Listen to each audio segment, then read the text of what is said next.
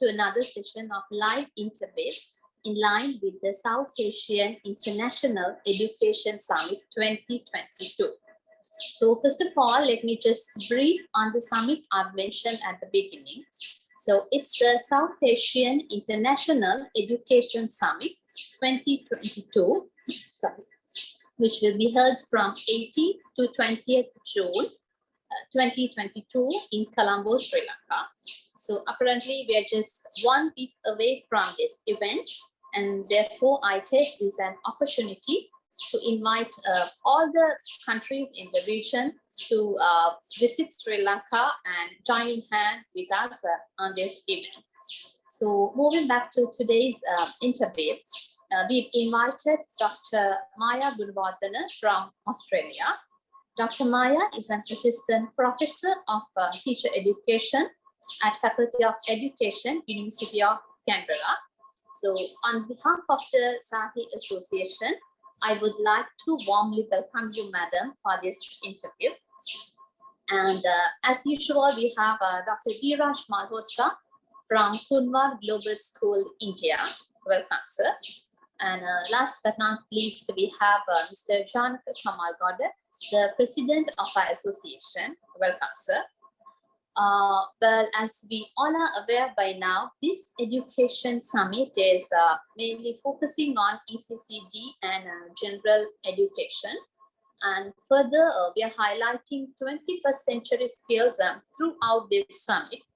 So blending all these factors together, today we are discussing on social and emotional development in ECCD while prioritizing on some 21st century skills as well. Further, our guest speaker will be highlighting on storytelling, as she has done many researches on this factor as well. So prior to commencing this interview, I would like to invite Dr. Dheeraj Malhotra to speak a few words.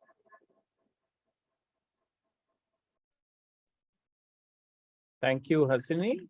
And it's morning to everybody. Greetings from Lucknow, India. I'm excited today to share my views on the wonderful topic which talks about the social emotional learning. We call it here in SEL, in integration with the national education policy in the country. Here in India, we got included it as a part of learning right from the pre-primary, that is the lower level, and we tend to reflect on developing self-awareness, self-control, and the interpersonal skills among the children through storytelling, as what Madam is going to integrate today. And we also look forward to, in our new education policy, we call it NEP 2020, where we are promoting the self-talk. We are also promoting the self-awareness and the self-regulation, keeping the fact on learning about students' interest in view, and also the random acts of kindness where it comes in practice. So the Saturday activity, even we have integration of no bags day, like they talk about a no bag day, wherein children will be allowed to come just with the water bottle and the tiffin, and they'll have experiential learning outside, which is going to integrate more of connect and human relations through the acts of kindness. And this type of a relationship is going to mentor them with the perfection, because pandemic left them at a very, very perplexed situation. And in this VUCA world of uncertainty, there is a requirement now that we manage them well. And the approach here is to mount on making them resilient, to overcome the setbacks, and how the resilience has to be practiced in them and integrated in them through the methodology of better comprehension, better stroke, and better way of integration. So let's come together to integrate this concept globally through this platform. And I'm very sure that with the approach of building relationships to develop healthy identities for the children, will go a long way in managing emotions.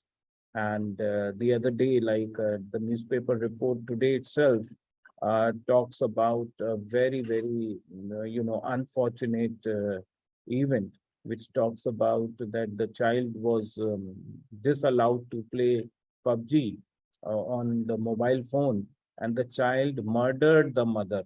Just imagine.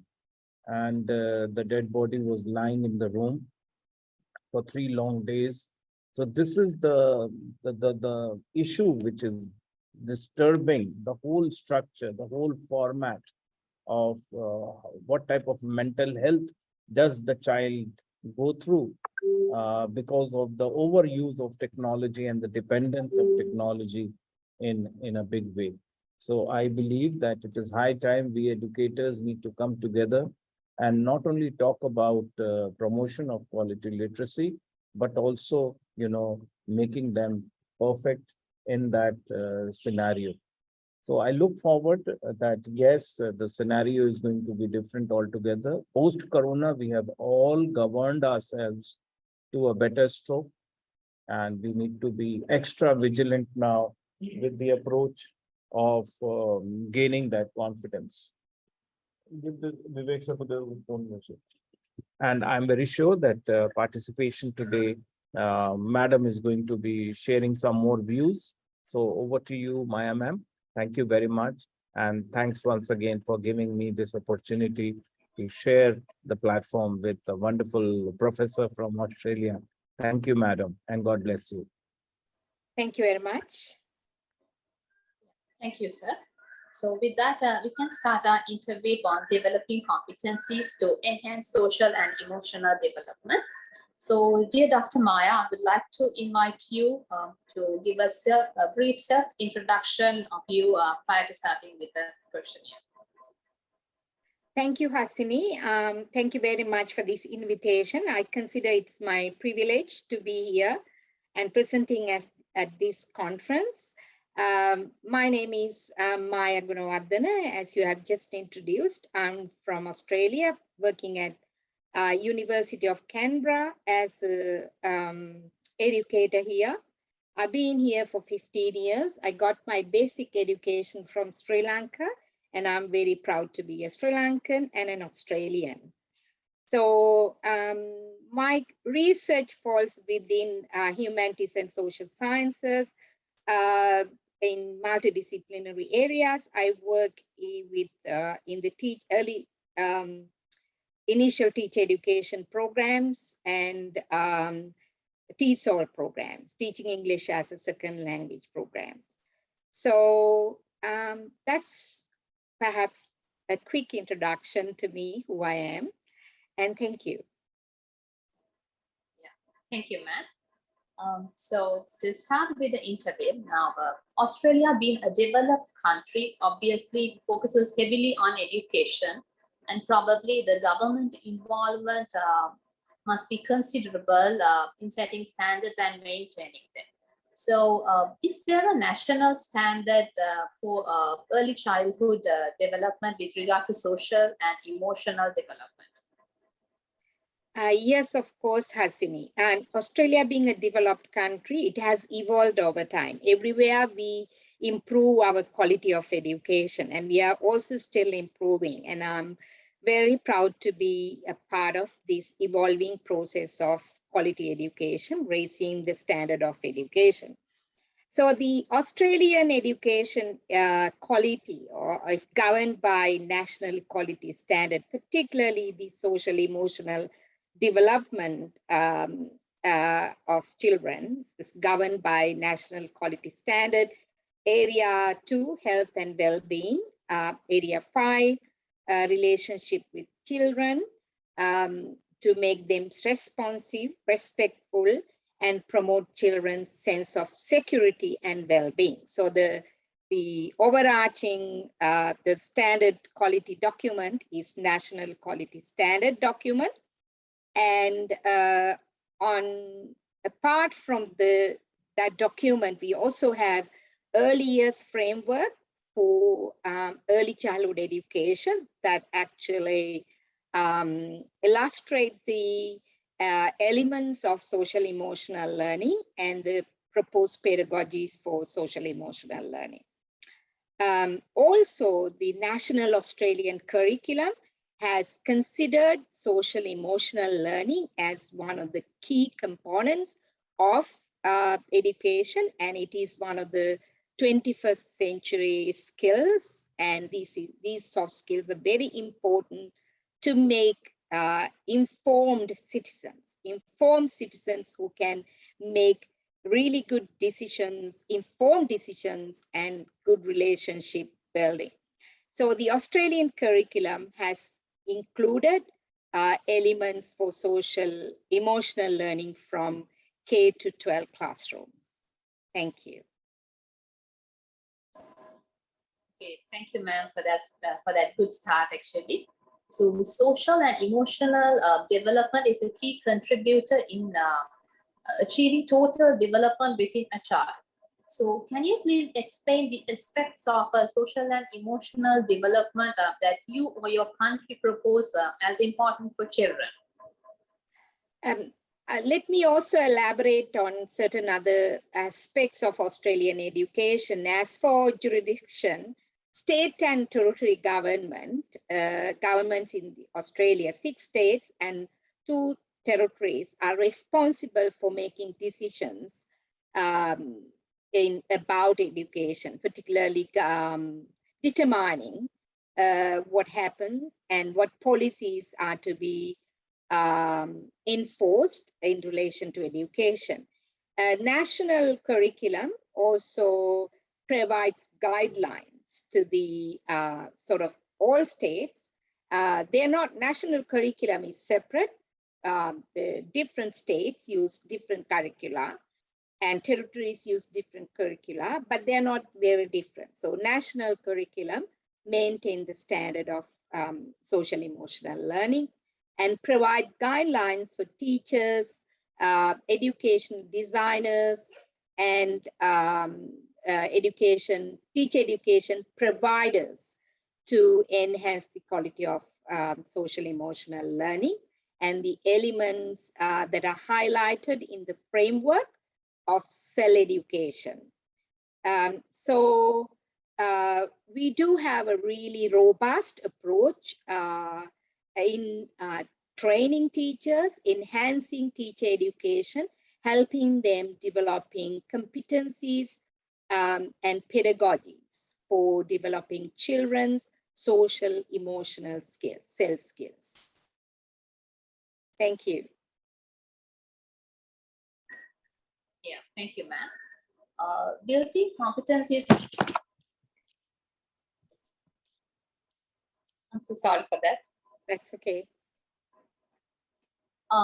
Building competencies with regard to social and emotional development is an output of various activities, various strategies in an ECCD center. So what approaches or strategies are being used in preschools or primary schools in your state or in your country to help children build skills with regard to social and emotional development?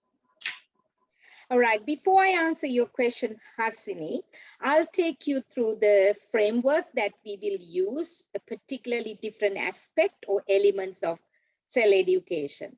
We use a framework for cell, which is CASEL, developed or born in the US and improved and implemented in all countries, perhaps most countries in Europe and in the West. So in this framework, we have several elements that we aim to develop in children's early childhood education and primary education and all sectors across education. So for example, one of the skills that we want children developing is self-awareness, understanding who they are, understanding, awareness, having an awareness about who they are. Another one, self-management, controlling, self-control, self-management, self-concept. These are very important aspects of cell education. So controlling, understanding emotions, recognizing emotions. It's also important for children to understand the society or social awareness, the family members or the community members, teachers, whoever they associate with. And it's very important in this framework for kids to know about relationship skills, how to build relationship skills between the monks in their with their colleagues, with their peers, teachers, parents, family members, siblings, neighbors, and all sorts of these skills are very important. Ultimately, we are talking about the important elements of self-education is responsible decision-making skill. So we aim as a community to develop these skills, and the curriculum shows different areas that we could help children developing: self-awareness, self-management, social awareness, decision-making, and relationship building skills. So these skills are very important, and we have recognized this as a framework, developing foundation skills that we actually have very evidence-based self strategies in our classrooms. And parents and teachers are educated to use this evidence-based approach to self-education. So therefore, our pedagogies, the approaches are quite dependent on these elements. So we actually use different, a diverse range of strategies to educate young people of self-education. I mean, having these skills developed, understand who they are, have their self-concept, self-awareness, social awareness, self-control. So we do various programs. But at this symposium or this forum, I would like to enhance I would like to actually not necessarily kind of discuss the power of storytelling as one of the best pedagogical frameworks to develop self skills. Stories are really powerful. So this is very important that the teachers use constant storytelling approaches in primary schools to develop students' skills and competencies for social emotional learning. But this storytelling just not be used as telling any story or superficially. It has to be thoroughly embedded built into the curriculum, and teachers need to be guided and supported to kind of help them with the storytelling processes, to have really good dialogue, very interactive and interactional education in their classrooms to make them develop, the students develop their wisdom. And it's not the teachers who are actually telling the stories, but it's the interactions and the scaffolding thinking. So this is very important in the classroom. That's something I really recommend that all teachers should use. And this is something that I'm going to highlight and I'm going to talk more about in this presentation. Thank you. Thank you, ma'am. So when considering the social aspect, one important factor for a child is to build, as you mentioned earlier also, to build healthy relationships with parents, with adults, with peers, and which will be very supportive when they especially go to their society. So likewise, how parents, teachers can help children to develop their social behavior. What kind of activities do you find helpful in doing so? So let me also once again reiterate the need for need for storytelling, how important it is. I call this storytelling as authentic storytelling. This is not fairy tale. I'm saying select stories that represent your real life, that mimic the experiences that you have everyday life. Students should not be told to think about them, reflect on their own character, but they are given opportunities to reflect on their character, their personality, their behavior, their feelings through stories. So I say, let's take authentic storytelling where they have real life encounters, real life experiences. Let's get the students to unpack the information in the stories. You have to have a hierarchy. In one of the papers that I published, I talk about a taxonomy for developing wisdom. How should we do this? Getting students read the stories, gathering information from stories, developing the knowledge about stories. That's sort of a very superficial way of knowing stories. Many teachers would stop at this level, and the stories are done, and the storytelling is sort of usually in there. But I would say you shouldn't do that. You need to have dialogue in the classroom where they draw insights from stories and then think about, reflect on their own character, rather than teachers particularly directly getting or commenting or giving feedback or overphrasing of young people. It's really good if they can reflect on their own emotions through stories, on experiences through stories. It's a very inductive way of teaching self skills, not deductive. I find deductive approaches to self education is not necessarily very helpful or very effective, but inductive approaches like storytelling are very powerful, and the impact is quite interesting and last long impact, I would say. Storytelling, once again. Thank you. Yeah, thank you very much, Madam, for opening our eyes towards another mile on storytelling, which would be very beneficial if we use it in an effective way to awaken the social and emotional skills within a child. So moving to another subdomain under social, I would like to discuss the significance of self-concept. So literally, what is self-concept, and how do you elaborate the importance of self-concept?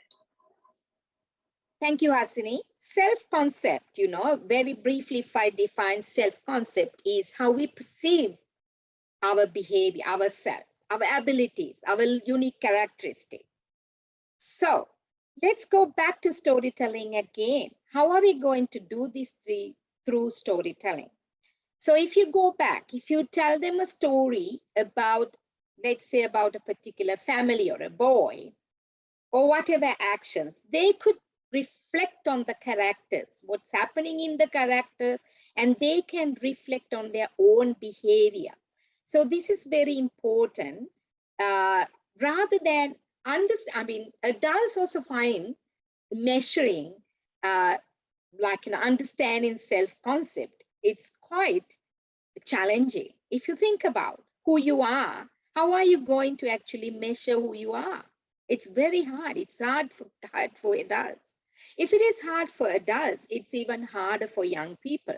So the stories allow those opportunities for them to have, analyze characters, reflect on their own characters, develop the critical consciousness. For example, like critical consciousness, different the levels, social, economic levels or social levels in their communities, understanding who are privileged, who are underprivileged, different, the discriminatory practices in the communities make sometimes our emotions, like when we get angry, when something happens in a situation. So these stories actually allow students to develop this self-concept about their own behavior, and they also can reflect on misunderstanding, misinterpreting, or stereotypes. We all live with stereotypes. So when you don't or mistakenly understand stereotypes, and when you take on, highly lean onto stereotypes, you are not necessarily developing your self-concept.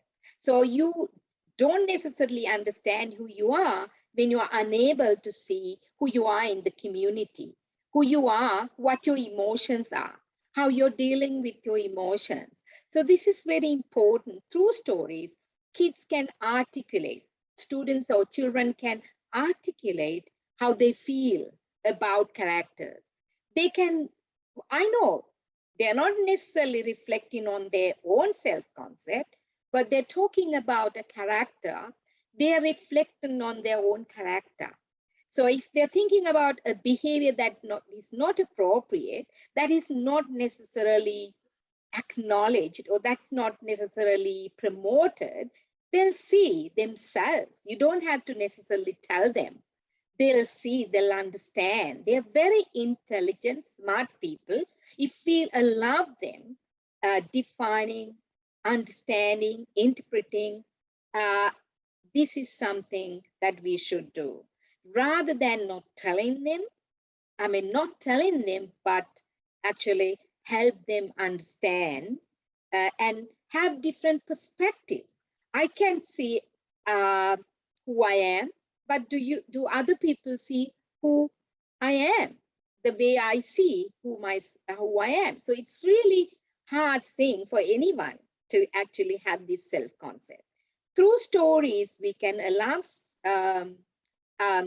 children having their own self-concept, which is really powerful one, not something really fragile, something very powerful. So this is very important. And it is not effective when teachers tell them who they are. It's hard for us to tell who other people are. We can't comment. We can't comment even on young people. We could say, get them to think about the behavior. We are not necessarily saying the behavior inappropriate. They understand the behavior is appropriate or inappropriate. They develop that wisdom in order to be able to interrogate their own thoughts, have the window or the mirror. They have the mirror. So the mirror, you have to see yourself through the mirror. They have to see the window. How do they see the window? Through windows, they see others. So we need to allow them more opportunities to mirror them and window others to develop self-concept. Thank you, Hasini. Yeah, thank you very much, ma'am. So what I felt was like storytelling acts kind of as a shortcut to make them understand, make the children understand who they are really, which is otherwise a very complex process. If we, if we go by the normal, the contemporary teaching procedures to make them convince who they are. So moreover, it's a shortcut in making them convince who they are, which is really attractive and which is really effective. So analyzing this social factor further, we have the concept called self-expression again. So which again plays a very vital role. So discussing from the parents' point of view, what can they do to develop self-expression in a child? Yeah, I know. Self-expression, self-control, managing your emotions. I think we, first of all, allow them communicate, allow them articulate how they feel. Particularly when it comes to emotions, we feel a range of emotions. We go through, like we sometimes feel differently. Even adults find difficult to understand their emotions. So children find it difficult too. So therefore, it's very important children have opportunities to recognize their emotions. So they should be able to express their emotions. like I feel angry this time, or I feel sad this time. And think about, why am I angry? Why am I happy? Why am I jealous? So when you actually given that opportunity to understand the emotions, when they read a story, they feel sad. When they read the story, they feel angry. They can feel the emotions through stories. They can express themselves through stories. They're not necessarily very personal. They are quite not related to like their own people or their own lives, but very indirectly they are analyzing their emotions and seeing the impact of emotions on other people. How, when I'm angry, if I do something, how would this mean to someone else? So this is important. So they need to be able to understand their expression, how they express themselves, how their expressions, self-expressions or relation impact on their relationship building. So this relationship building is everything that we have in the family, in the school, in the community, in the globe. So this relationship building is very important that they need to develop slowly. And it's not one place we develop this and finishing it. It's not in one classroom we do. This is a continuum. I think even adults need to have self opportunities to reflect on their own emotions, interrogate their own thoughts, self-expression. Even adults go through these really conflicting times where they are unable to express themselves, can control themselves. So this is a continuum of development.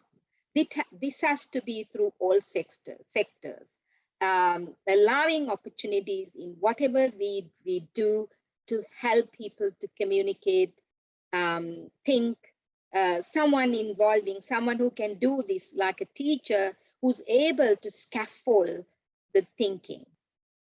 So it's very important that teachers are well equipped to enhance children's self-education in this way.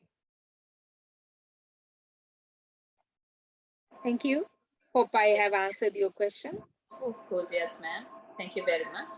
So as you have discussed in the previous questions as well, self-awareness and self-management are prominent concepts within social and emotional development. On the other hand, they are closely linked concepts. For an example, being able to stop and calm when one is upset comes under self-management, whereas the tactics like understanding and labeling the emotions to do so comes under self-awareness. So, I mean, what is self-awareness and what is self-management? What are they really mean? Yes, I mean, self-awareness is once again understanding. It's very, all these concepts we talk about, it's very hard to define. Self-awareness, self-control, self-concept, and that's all about self.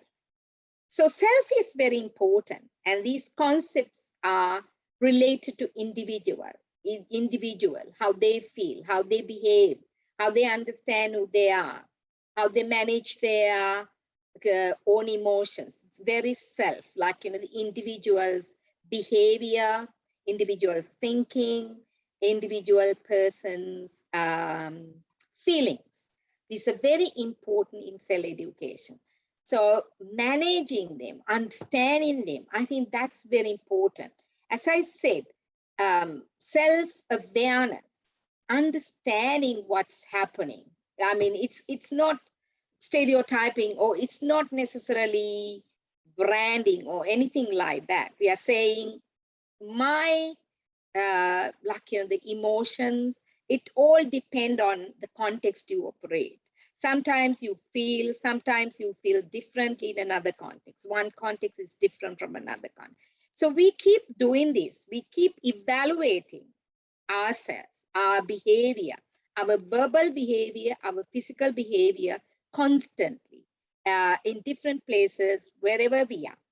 So this is understanding the social context we operate in the family, in the community, with your siblings or with your parents. I think these are really hard for even teachers to understand how to deal with these concepts, how to enhance, because direct communication may not necessarily help. For example, if you praise a student or someone, overpraising someone, praising someone constantly, they'll develop this ego. Ego is sometimes not too good, as you know. So it's very important that they are able to actually see the balance, like the balance of the personality, understanding who they are, what they actually do well and what they don't do well. And it's all the time developing the character. We all evolve as good people. We should not let kids evolve or children evolve into sort of very negative, depressed kind of environment where they don't feel that they actually have a really good self-concept, where they feel that they have the growth mindset. So when they have the growth mindset, they understand that even if I fail angry this time, I'll feel different next time. I feel different in another time. So it's very important. But kids don't have that capacity. One of my research colleagues from Finland, her name is Maria Koviula, and she has developed a program in early childhood education in Finland using puppets. Kids can use prixies when they feel kind of feeling a bit weird. They could say, this is how I feel. They could use puppets, use different puppets to show this is how I feel today.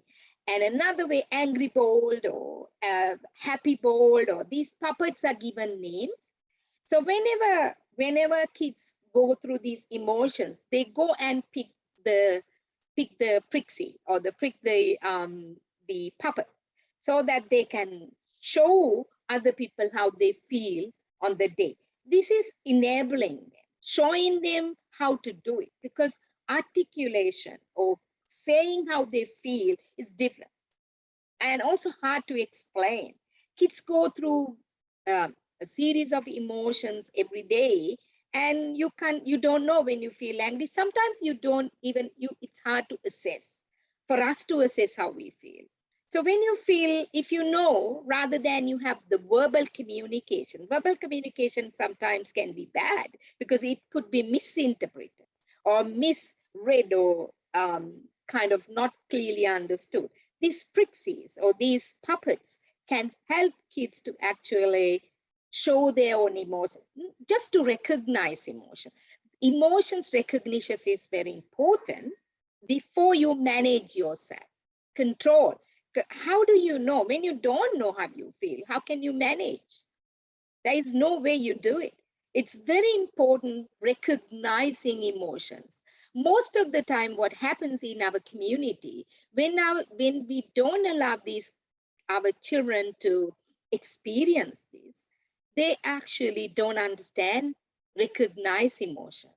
So this self-awareness is important, how they feel, constantly evaluating, not necessarily deliberately, but indirectly trying to understand how they feel, recognize their emotions, have the control is what we actually call as self-awareness and self-management.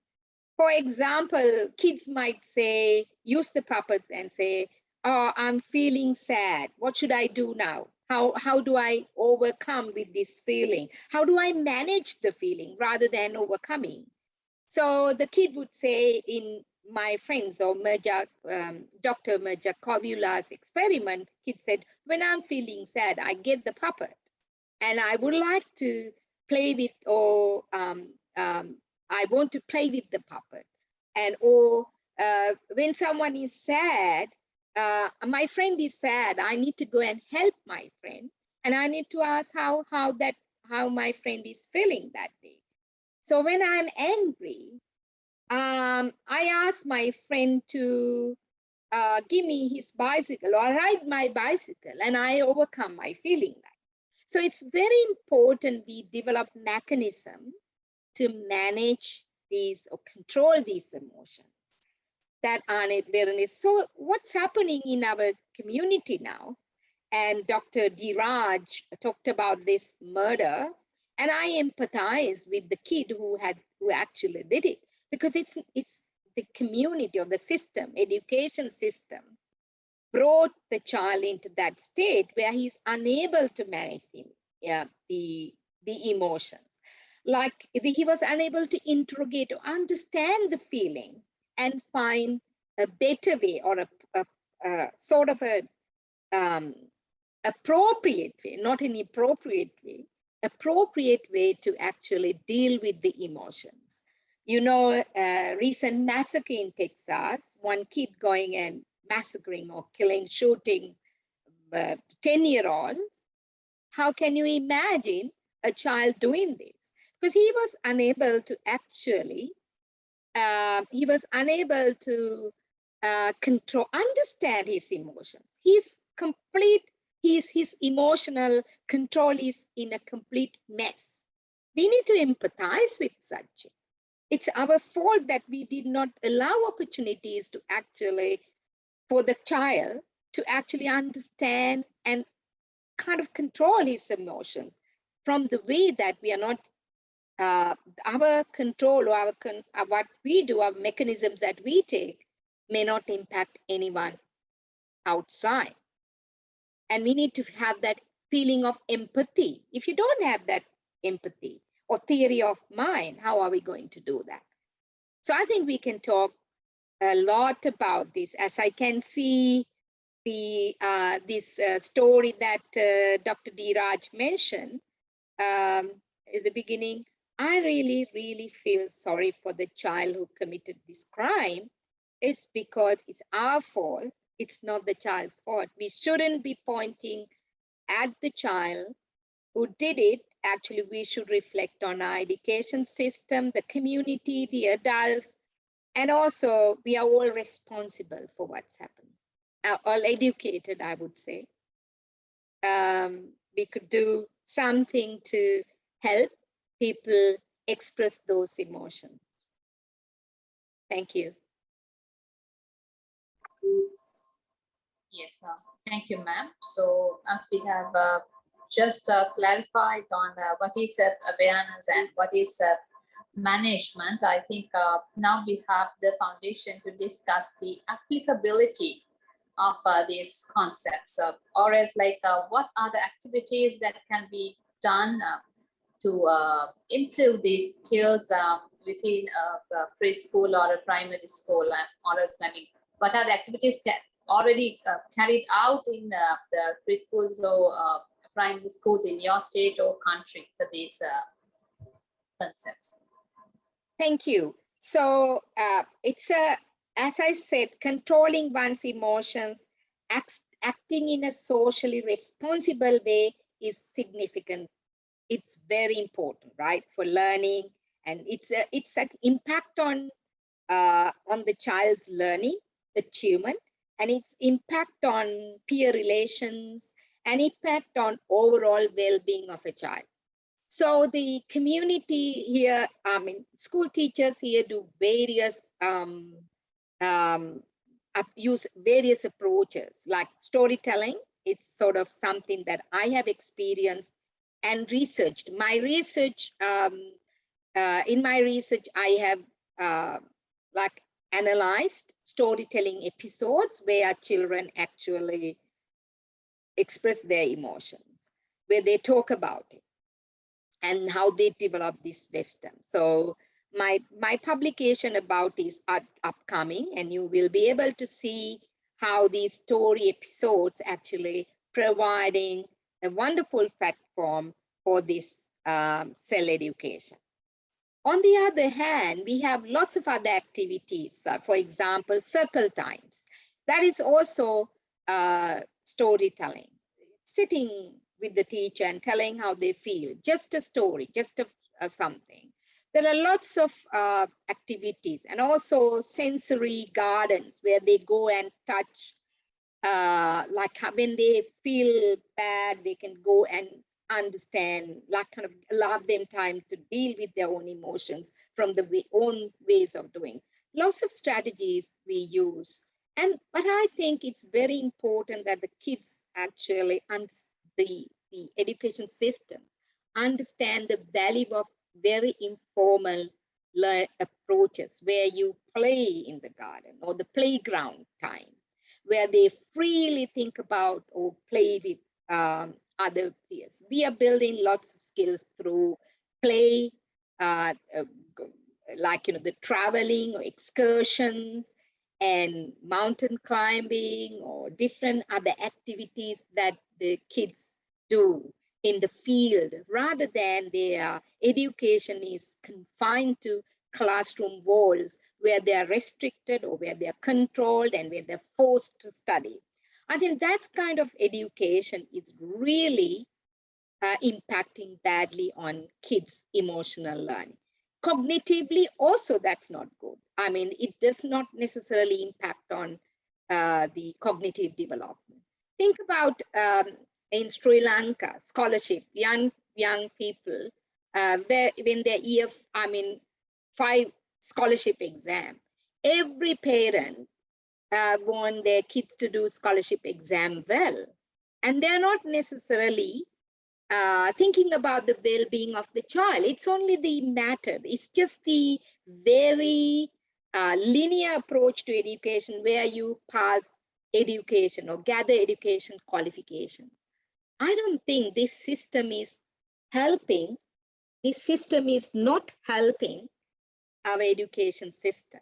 While education achievement is really important, knowledge is important, it has to be provided through a very child-friendly approaches. We use inquiry learning here. It's inquiry learning is very much child-driven learning. We use personalized learning strategies here. Personalized learning is very child-driven. It's learner taking the control of learning. The learner driving the learning, not just teacher controlled. I think very hierarchical structures, teacher controlled, classroom controlled education system is hampering our self-education. I think we need to have very open eyes to our education system, and particularly in Sri Lanka and India, not thinking that Western approaches are better, but I think the people in Australia have, they rely on evidence, they relied on research findings, they rely on the evidence-based practice. I think that's what we need to do. I know when it comes to Sri Lanka and India, you might think that the Western education may not necessarily work in India or Sri Lanka, but there are lots of good lessons that we can learn from the education systems in the West.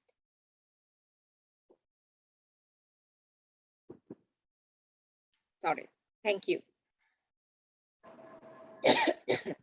Yeah, thank you very much, ma'am, and thank you for highlighting the scope that we can go in executive course in our education system as well. So thank you very much for that as well. So relationship building and responsible decision making, as you have touched earlier, also are widely discussed concepts, especially in the modern world. So we as adults, most of the days come across many situations due to lack of these competencies in the society. So accordingly, how do you relate this to a child?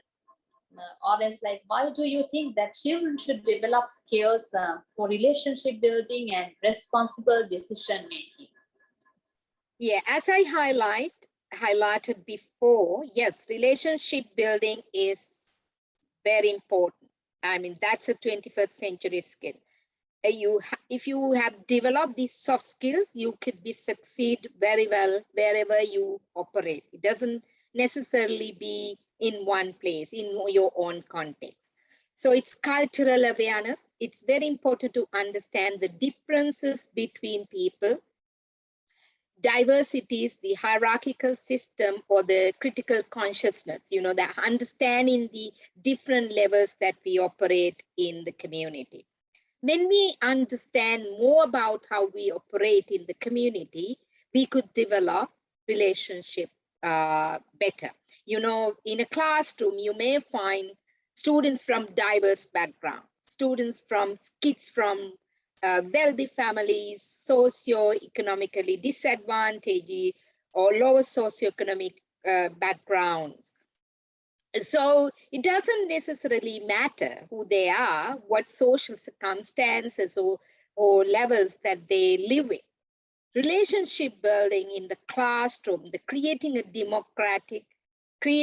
really friendly classroom, teachers can develop kids building these relationships. That's why I say the stories are important, because the stories can actually bring the real social like episodes where you find a rich boy and a poor boy operating in the same environment, and you may see how these two people can be friends irrespective of their class barrier, irrespective of their culture barrier, irrespective of their language barriers, color, whatever difference that we all share, accommodating the differences, acknowledging the humans like the quality. I think it's very important. So it is very important that we provide that environment in the classroom, that teachers need to be able to develop those, provide those opportunities. I wouldn't say teachers are taking a very controlling role here. I am saying that teacher needs to provide opportunities, providing opportunity. You can't teach, give them the opportunity. That's what I say. So the relationship building is you learn by doing it. You talk to someone, you learn. You walk with someone, you learn. You be with someone, you learn. We have to put the kids in the environment, collaboration, working in collaboration, working with the teacher, working with anyone, working in the community. They develop. It's a continuum. As I said, relationship building cannot be fixed in one lesson, from one story. It's a continuum of learning. It happens, it develops over time.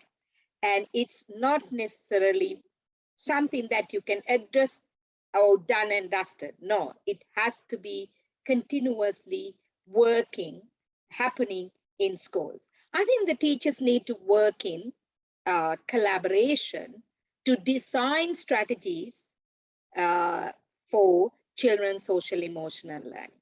They need to share what other teachers do and learn from what they're doing and pick approaches that actually help them building relationships. These are very important. And decision-making skills. We all make bad decisions. We all make good decisions. But bad decisions are okay, because that's what our life is.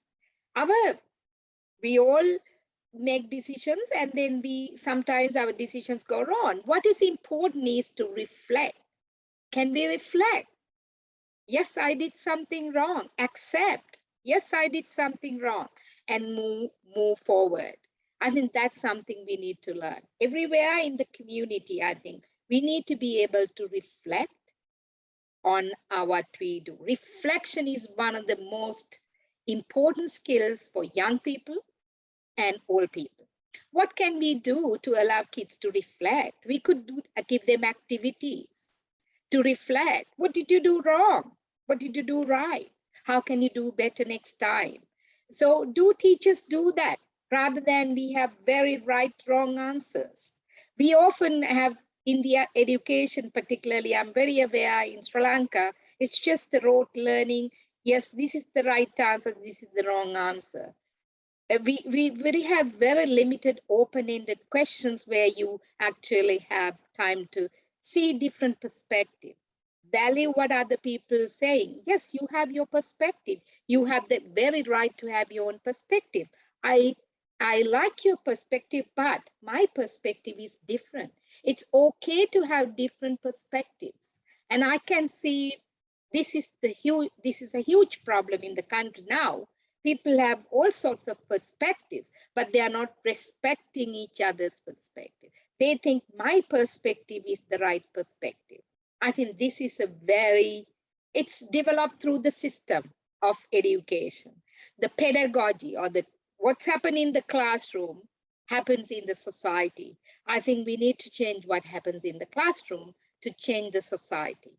I think we need to equip teachers with practical strategies, not very teacher controlled, but very children driven or student driven pedagogies or strategies to help kids developing opportunities, no teaching, providing opportunities.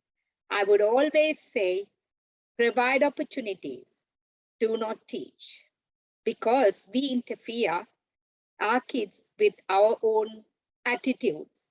Sometimes our attitudes are not the best that we want to transfer to young kids. We want them to be better than us. Thank you. Yeah, thank you very much, ma'am. Not only for elaborating on the question, but also for highlighting a very timely phenomenon with regard to the present Sri Lankan context, where we are struggling a lot, mainly due to not respecting different perspective of different citizens. So I guess with that, considering that as well, we can fix the problems to a greater extent. And with the fact you've highlighted that we have to respect the perspectives of different personalities. So by considering all these things, I guess we might have a better future in going forward. So thank you very much for highlighting that as well. So it's obvious that we as parents, we as teachers have a responsibility in making a child competent with regard to relationship building and responsible decision making, which at the end of the day has a significant positive impact towards the society as well. So what kind of activities are being carried out at the preschools or primary schools in your state or country to encourage these skills? Yeah, I think I will have to reiterate or say it again what I said. Diverse activities, there is no one size fits all pedagogy, but I think it's very important to provide opportunities, not teach. Adults or the teachers can scaffold students' thinking, have dialogues, encourage them talking, and building relationship, providing a very stress-free classrooms so that kids can actually have freedom as real freedom for them to explore and learn. That's very important. So not rather very teacher controlled, classroom controlled education. So I would reiterate the value of the stories, real stories, not necessarily fairy tales, but they are really authentic stories where we could actually provide real life scenarios, real life stories for kids to analyze, understand, get that wisdom. So not necessarily knowledge, we need to provide them wisdom. So that's something I would encourage that us as teachers or teacher educators need to be thinking about. But I would say here, making a change is slow. We need to make changes slowly. We can't convert the entire situation to a really good situation. These small things you do in the classroom can definitely impact on our community or future community. So we need to slowly, I think we need to start from each teacher, each classroom, and then the system. I would say, of course, we want to change the system. So the system cannot be overturned, system cannot be changed overnight. It has to be everyone's effort to make whatever contribution that they can make to change the system. So we could, I mean, at whatever level you operate, if you are operating at a very high level, policy making, you make decisions over there. If you're operating at classroom level, you take whatever steps you can. I think so adults education through forums like this is very important to make changes in the community, what happens in the classroom, particularly in relation to cell education. So I think all the elements in cell education that we talk are very important: self-awareness, self-control, social awareness, social control, relationship building, and decision making. So we could actually educate teachers to think about these elements of cell education and help designing pedagogies to provide opportunities for them to develop these aspects in children. There is no, as I said, there is no one way to do it, but educating and equipping teachers with diverse approaches would definitely help the future system, I would say. Thank you. Yes, thank you, ma'am. And I totally agree with the fact that you highlighted the system. This system cannot be changed overnight. It has to be a continuous process, and it has to come from each and every party of the society. For an example, now a child as the basic unit of the society. I mean, making a child competent in terms of social and emotional factors. I mean, the half of the job is done with that, I guess, because the child is the primary unit of the society. So that's what we were talking throughout this interview with regard to, relating to the research you've done on storytelling. I guess the educators in Sri Lanka might have gained a lot through the facts you've shared with regard to your research, and I invite all the educators to refer your journals if possible to get a more elaborative idea on these factors, and you can take them into consideration in changing your curriculums as well.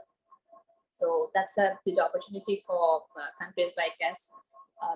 So thank you very much, ma'am. So with that, I guess we've come to an end of this interview. So this is your opportunity if you have anything else to add prior to winding up the session. Thank you, Hasini, and thank you, the organizing committee, for the invitation and to talk about this cell education at this forum. The last message I would say is my message is for teachers to think about the importance of cell education, particularly storytelling. Developing children's wisdom through stories. When you are selecting a story to read, or story reading, or storytelling, or story teaching, or whatever activity you do, pick a story that actually can help students to children to understand and talk about the experiences that we all have in the community. Sorry. Sorry. Okay, my last message is let's all work together to enhance cell education. Work with our young children. And let's give them the opportunity to develop these cell skills so that they'll become informed citizens in the country. Thank you. Thank you very much, Madam. So I would like to thank Dr. Maya Gunawardana for accepting our interview at the first place and for all your preparation. And finally, for committing your time today to share your knowledge and experience with all of us.